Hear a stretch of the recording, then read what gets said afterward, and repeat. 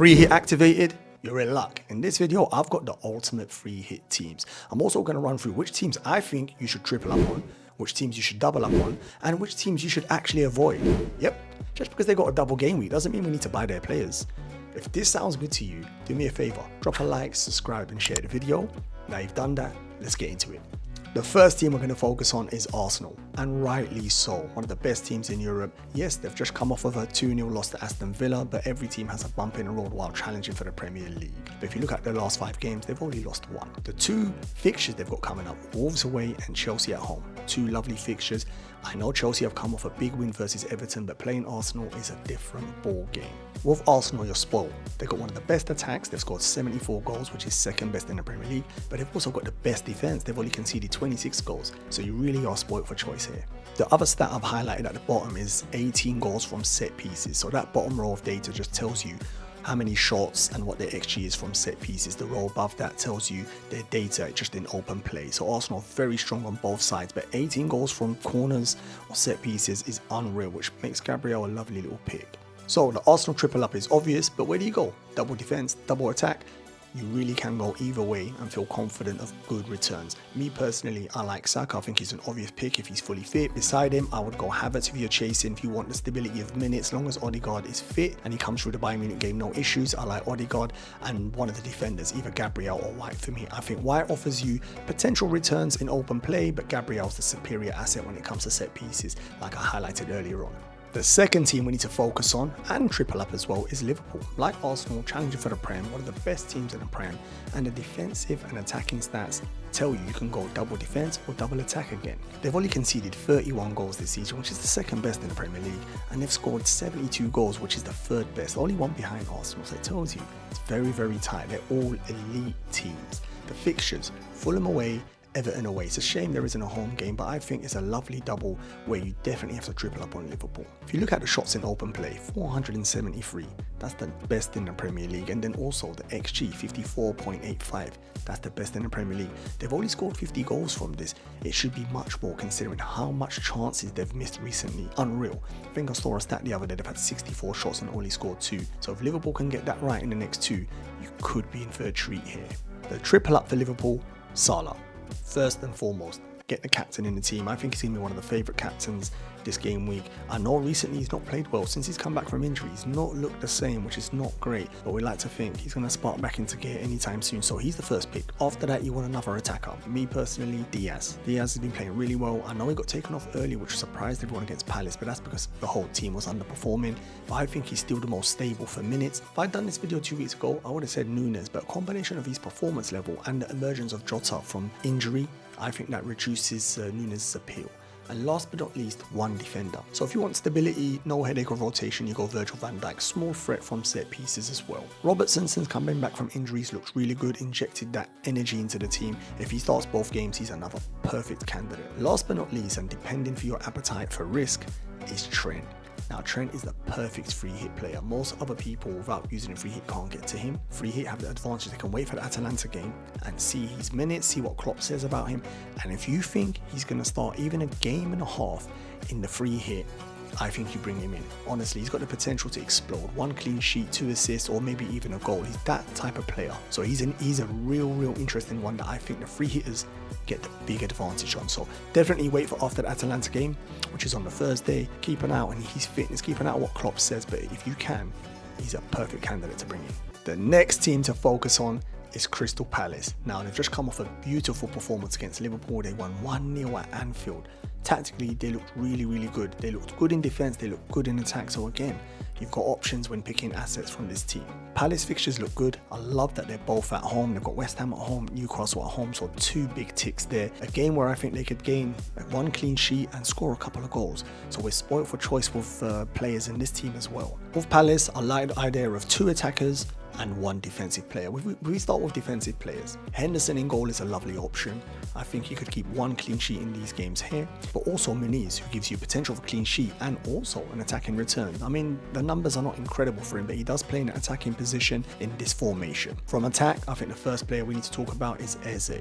playing really well. He's starting to get that momentum. The injury knocked him back a little bit. Hopefully he stays fit, but he's a player I really like and has got the potential to get a couple goals in these next 2 fixtures. And the last attacker I think should be Mateta, playing really well, just come off an excellent performance versus Liverpool, caused the centre-back so much issues. Combination of his power, running and movement, which I've questioned before. If you want another potential attacker, you have Elise as well. I've not put him in here. I think the potential minutes risks just outs him behind Mateta and Eze for the attacking potential. Now we focus on the best from the rest. We know Everton have a double, Wolves have a double and Bournemouth have a double. Let's start with Wolves. Double is Arsenal at home. I know it's at home, but it's not a great fixture. But the Bournemouth game at home is a lovely fixture. From Wolves, I really like 2 players. I like Nori. If he's fit, I think he'll be in my team. The reason I say that, he's been so attacking, so good, and he could keep a clean sheet against Bournemouth. Beside him, I like Cunha. Scored a spectacular in the last game week. He's a top player. I think he's one of the best attackers for this double game week. With Everton, I don't really like the attackers, but from the defenders, there's a couple of options. We've got Pickford in goal, we've got Gerrard in defence, and we've got Mikalenko, who could potentially be on our benches if we need them. The fixtures is Liverpool at home, Nottingham Forest. The Nottingham Forest fixtures are not too bad, maybe a clean sheet. They've just been battered versus Chelsea, which is a horrible, horrible performance by them. So it'll be interesting to see how they bounce back. If they play like that against Liverpool, oof, and if Liverpool can actually get their shots on target, who knows what that could be. And finally, Bournemouth. They've got Aston Villa away, which isn't easy. You saw their performance against Arsenal. Then they've got Wolves away. So no home games, but Solanke is still a lovely pick. He's one of the better forwards available for the double. Time to look at some free hit teams. The first one I'm going to show you is a 3-5-2, trying to maximize those midfield spots. Goalkeeper, Henderson. I've gone for him. He played really well against Liverpool. 2 home games. Let's hope he can keep 1 clean sheet. Beside him, I've gone for the stability of Virgil van Dijk. No headache of rotation and minutes, and you never know. 1 header from a corner. Nori's been very good. Of course, we need to keep an eye on that calf. White has been very, very good. He's got the potential for clean sheet, but also some attacking returns without open play. So that's pretty good. Could easily be Gabriel there if you fancy that. Double Liverpool attack. Salah, of course, who's got the captaincy at the moment, and Diaz beside him. The other spot has gone for another Palace attacker, which is Eze. I'm really happy about him. His performance looked really good against Liverpool. Let's hope we can get the same 2, and more importantly, get those minutes in this doubles. Arsenal double up in midfield as well, so like Liverpool, I've gone for 1 of defenders each and 2 midfielders. I've gone for Saka, Mr. Consistency, and I've gone for HAVERTZ beside him. Of course, it's a bit more aggressive. You could go ODEGAARD, the captain, who's normally more assured of minutes, but I like the look of HAVERTZ. I think he's got potential, big gains you can make there. The 2 striker spots, Mateta takes 1 and Solanke takes the other. It was very close. I wanted to get Cunha in, but if there's only 2 spots, I think these 2 just edge it because of their fixtures. Let's have a look at team 2. Again, I've gone for the same formation, 3-5-2, trying to maximize those midfield points. In goal, I've gone for Jose Sa. I'm hoping for save points against Arsenal and a clean sheet against Bournemouth. In this one, I've gone for double Liverpool defense and the most attacking defenders. I've gone for Trent and Robertson. The potential here is incredible. Clean sheets and assists and potential goals. Only issue is minutes. Beside those 2 attacking defenders, I've gone for a bit of stability. I've gone for Gabriel. But having said that, he's an aggressive machine in those corners, so he could get you a goal and a clean sheet as well. In midfield, Salah's in there again. He's going to be pretty dominant in all the teams. Beside him, Eze, but his teammate is there, Elise, so he's a tasty pick. I really like him, rate him as a player. Only issue is potential minutes. Would he play both those games considering he just come back from that injury? So that's one thing we need to keep an eye on. And again, the same double at Arsenal midfield. I've gone for HAVERTZ and Saka. That's my favourite pick at the moment, especially with that potential injury cloud hovering over ODEGAARD. I think HAVERTZ just takes that spot. Up front, it's the same 2 strikers, Mateta and Solanke, keeping Cunha out.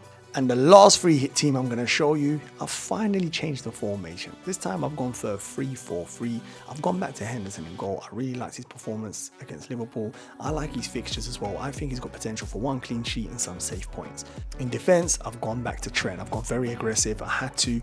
It's too much to resist if you're on a free hit. As long as he plays a game and a half, I think he's got potential to be the highest scoring defender this game week. White from Arsenal, like we discussed earlier, solid and potential for an attacking return, and then Nori's got attacking return potential, but of course keep an eye on that calf strain. In midfield, it's the same double Arsenal.